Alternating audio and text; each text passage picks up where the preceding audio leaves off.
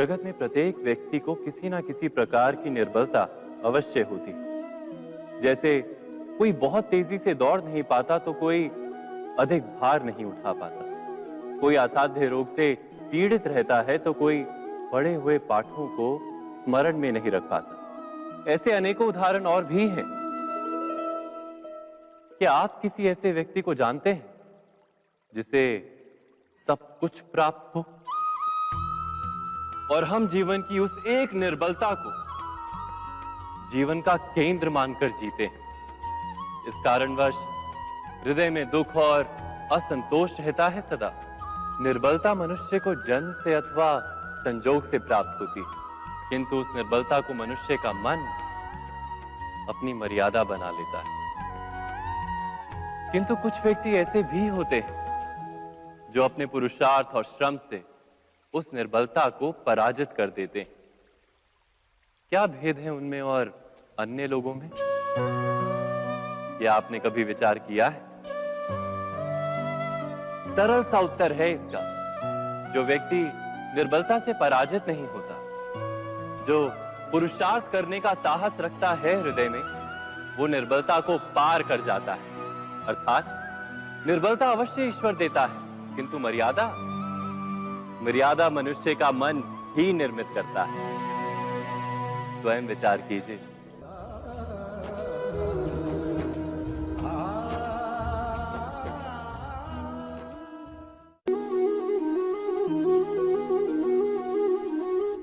भविष्य का दूसरा नाम है संघर्ष।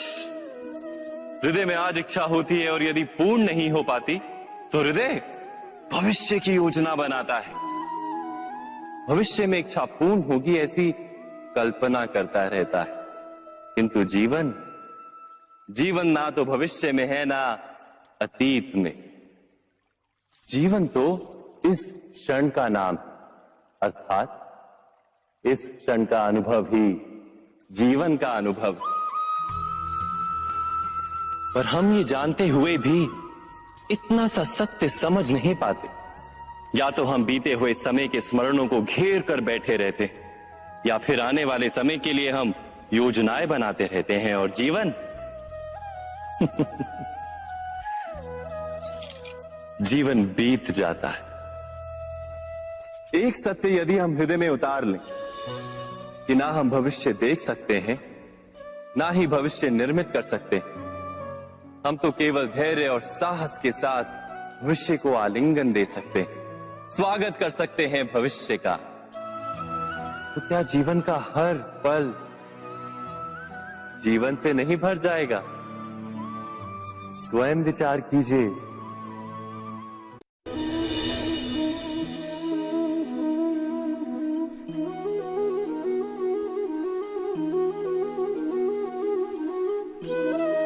ज्ञान प्राप्ति सदा ही समर्पण से होती है, यह हम सब जानते हैं। किंतु समर्पण का वास्तविक महत्व क्या है? क्या हमने कभी विचार किया? मनुष्य का मन सदा ही ज्ञान प्राप्ति में विभिन्न बाधाओं को उत्पन्न करता है। कभी किसी अन्य विद्यार्थी से ईर्ष्या हो जाती है, कभी पढ़ाए हुए पाठों पर संदेह जन्मता है और कभी गुरु द्वारा दिया गया दंड मन को अहंकार से भर देता है। नहीं, क्या ऐसा नहीं होता?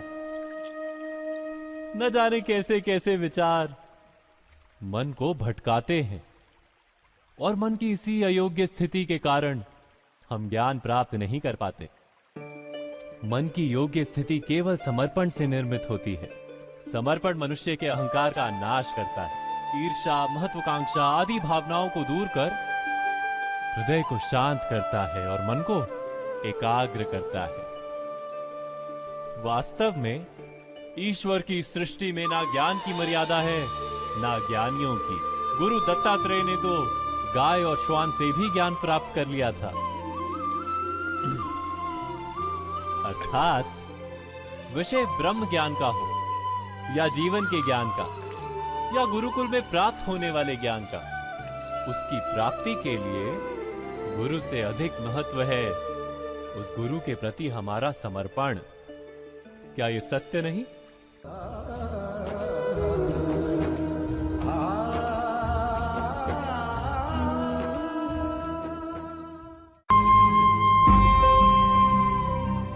प्रत्येक मनुष्य के जीवन में ऐसा क्षण अवश्य आता है जब सारे स्वप्न, सारी आशाएं, सारे दृश्य ध्वस्त हो जाते हैं। जीवन के सारे आयोजन ही बिखर जाते हैं।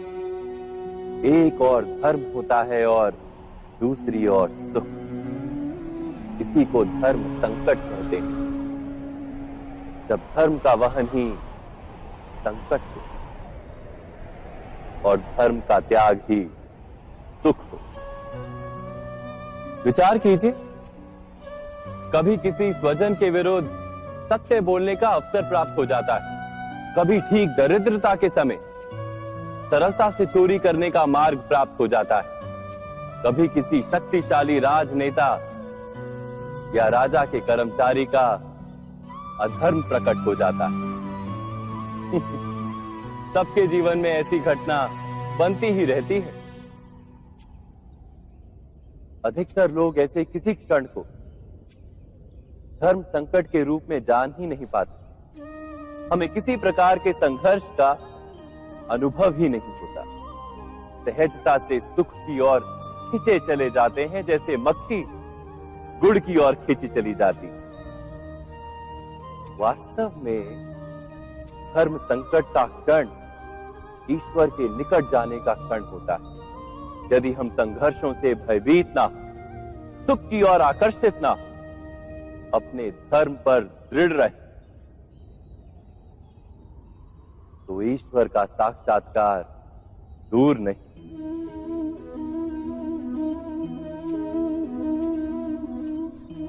पवन से युद्ध करने वाला पत्ता यदि पेड़ से गिरता है तो भी आकाश की ओर उठता है। पवन से झुकने वाली घास वहीं भूमि पर रह जाती। अर्थात धर्म संकट से यदि हम संकट को ही टाल दें तो सुख तो मिलता है, जीवन बढ़ता है, किंतु क्या चरित्र नहीं टूटता? क्या आत्मा दरिद्र नहीं हो जाती? क्या ईश्वर से अंतर नहीं हो जाता? स्वयं विचार कीजिए। दो व्यक्ति जब निकट आते हैं तो एक दूसरे के लिए सीमाएं और मर्यादाएं निर्मित करने का प्रयत्न अवश्य करते हैं। हम यदि सारे संबंधों पर विचार करें तो देखेंगे कि इन सारे संबंधों का आधार यही सीमाएं हैं जो हम दूसरों के लिए निर्मित करते हैं। और यदि अनजाने में भी कोई अन्य व्यक्ति इन सीमाओं को तोड़ता है तो उसी क्षण हमारा हृदय क्रोध से भर जाता है। इन सीमाओं का वास्तविक रूप क्या है? क्या हमने कभी विचार किया? सीमाओं के द्वारा हम दूसरे व्यक्ति को निर्णय करने की अनुमति नहीं देते। अपना निर्णय उस व्यक्ति पर थोपते, अर्थात किसी की स्वतंत्रता का अस्वीकार करते हैं। और जब स्वतंत्रता का अस्वीकार किया जाता है तो उसका हृदय दुख से भर जाता है। और जब वो सीमाओं को तोड़ता है तो हमारा हृदय क्रोध से भर जाता है। क्या ऐसा नहीं होता?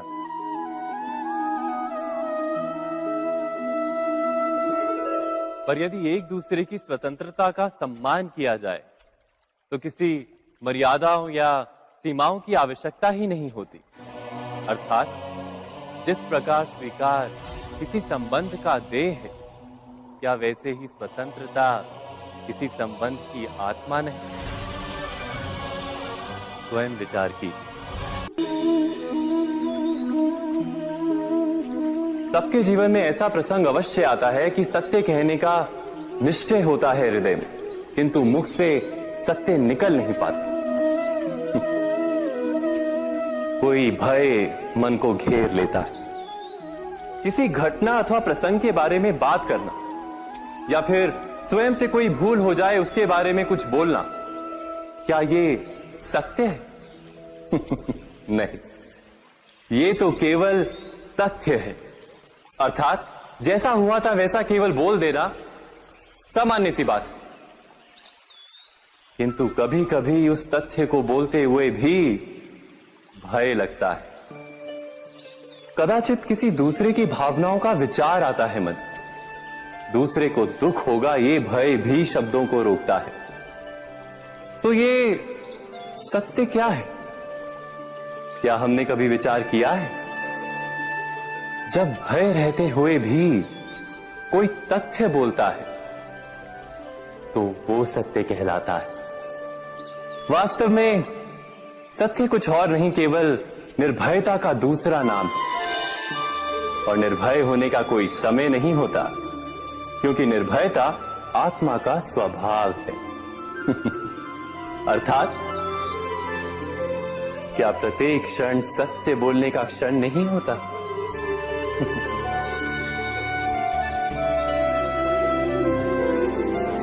स्वयं विचार कीजिए।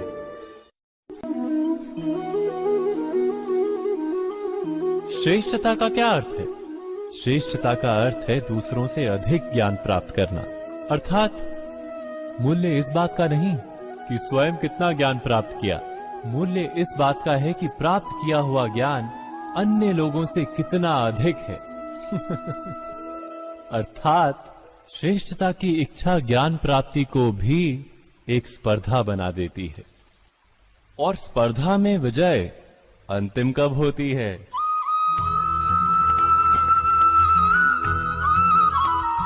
कुछ समय के लिए तो श्रेष्ठ बना जा सकता है, किंतु सदा के लिए कोई श्रेष्ठ नहीं रह पाता।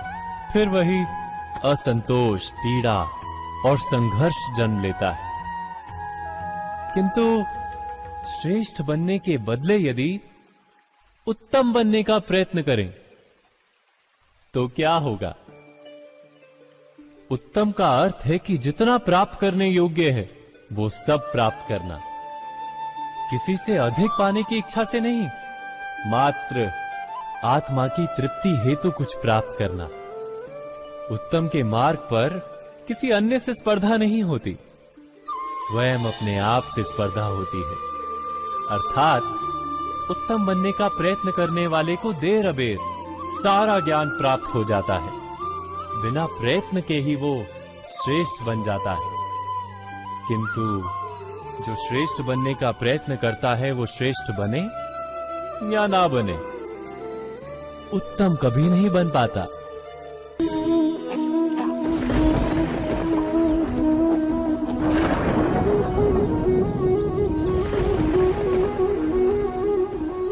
सपनों और पूर्वाभासों के आधार पर हम भविष्य के सुख दुख की कल्पना करते हैं। भविष्य के दुख का कारण दूर करने के लिए हम आज योजना बनाते हैं।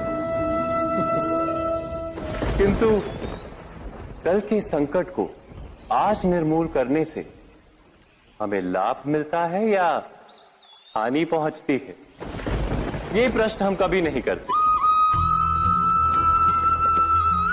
सत्य तो ये है कि संकट और उसका निवारण साथ जन से, व्यक्ति के लिए भी और सृष्टि के लिए भी। नहीं, आप अपने भूतकाल का स्मरण कीजिए, इतिहास को देखिए, आप तुरंत ही ये जान पाएंगे कि जब जब संकट आता है तब तब उसका निवारण करने वाली शक्ति भी जन्म लेती है। यही तो जगत का चलन है। वस्तुतः संकट ही शक्ति के जन्म का कारण है। प्रत्येक व्यक्ति जब संकट से निकलता है तो एक पद आगे बढ़ा होता है, अधिक चमकता है, आत्मविश्वास से अधिक भरा होता है, न केवल अपने लिए अपितु विश्व के लिए भी। क्या ये सत्य नहीं? वास्तव में संकट का जन्म है एक अवसर का जन्म, अपने आप को बदलने का, अपने विचारों को ऊंचाई पर करने का अवसर, अपनी आत्मा को बलवान और ज्ञान मंडित बनाने का अवसर।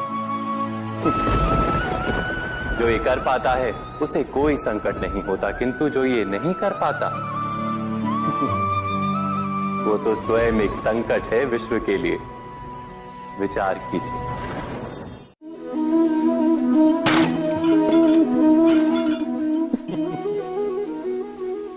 कभी कभी कोई घटना मनुष्य के जीवन की सारी योजनाओं को तोड़ देती और मनुष्य उस आघात को अपने जीवन का केंद्र मान लेता। पर क्या भविष्य मनुष्य की योजनाओं के आधार पर निर्मित होते हैं? नहीं। जिस प्रकार किसी ऊंचे पर्वत पर सर्वप्रथम चढ़ने वाला उस पर्वत की तलाई में बैठकर जो योजना बनाता है, क्या वही योजना उसे उस पर्वत की चोटी तक पहुंचाती है? नहीं। वास्तव में वो जैसे जैसे ऊपर चढ़ता है, वैसे वैसे उसे नई नई चुनौतियां, नई नई विडंबनाएं, नए नए अवरोध मिलते हैं। प्रत्येक पद पर वो अपने अगले पद का निर्णय करता है। प्रत्येक पद पर उसे अपनी योजनाओं को बदलना पड़ता है। कहीं पुरानी योजना उसे खाई में ना ढकेल दे। वो पर्वत को अपने योग्य नहीं बना पाता, केवल स्वयं को पर्वत के योग्य बना सकता है। क्या जीवन के साथ भी ऐसा ही नहीं? जब मनुष्य जीवन में किसी एक चुनौती को, एक अवरोध को अपने जीवन का केंद्र मान लेता है, अपने जीवन की गति को ही रोक देता है, तो वो अपने जीवन में सफल नहीं बन पाता और ना ही सुख और शांति प्राप्त कर पाता।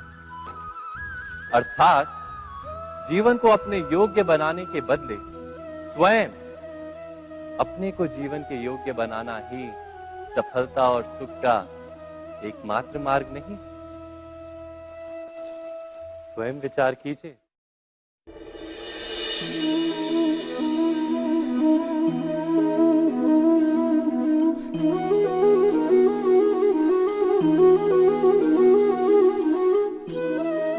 जीवन का हर क्षण निर्णय का क्षण होता है। प्रत्येक पद पर दूसरे पद के विषय में कोई निर्णय करना ही पड़ता है और निर्णय अपना प्रभाव छोड़ जाता है। आज किए गए निर्णय भविष्य में सुख अथवा दुख निर्मित करते हैं, ना केवल अपने लिए, अपने परिवार के लिए भी, आने वाली पीढ़ियों के लिए भी। जब कोई दुविधा सामने आती है तो मन व्याकुल हो जाता है, अनिश्चय से भर जाता है। निर्णय का वो क्षण युद्ध बन जाता है और मन बन जाता है युद्ध भूमि। अधिकतर निर्णय हम दुविधा का उपाय करने के लिए नहीं, केवल मन को शांत करने के लिए लेते हैं। पर क्या कोई दौड़ते हुए भोजन कर सकता है? नहीं। तो क्या युद्ध से जूझता हुआ मन कोई योग्य निर्णय ले पाएगा? वास्तव में शांत मन से जब कोई निर्णय करता है तो अपने लिए सुखद भविष्य बनाता है, किंतु अपने मन को शांत करने के लिए जब कोई निर्णय करता है तो वो व्यक्ति भविष्य में अपने लिए कांटों भरा वृक्ष लगाता है। स्वयं विचार कीजिएगा।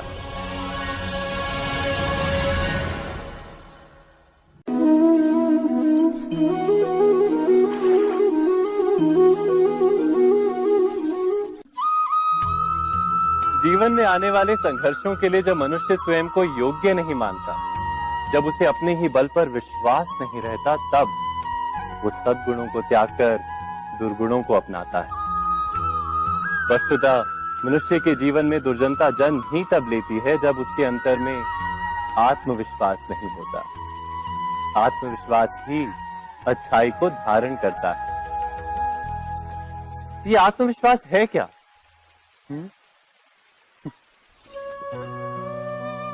जब मनुष्य ये मानता है कि जीवन का संघर्ष उसे दुर्बल बनाता है, तो उसे अपने ऊपर विश्वास नहीं रहता। वो संघर्ष के पार जाने के बदले संघर्ष से छूटने के उपाय ढूंढने लगता है। किंतु जब वो ये समझता है कि ये संघर्ष उसे अधिक शक्तिशाली बनाते हैं, ठीक जैसे व्यायाम करने से देह की शक्ति बढ़ती, तो प्रत्येक संघर्ष के साथ उसका उत्साह बढ़ता है। अर्थात आत्मविश्वास और कुछ भी नहीं, मन की स्थिति, जीवन को देखने का दृष्टिकोण मात्र है। और जीवन का दृष्टिकोण तो मनुष्य के अपने वश में होता है। स्वयं विचार कीजिए।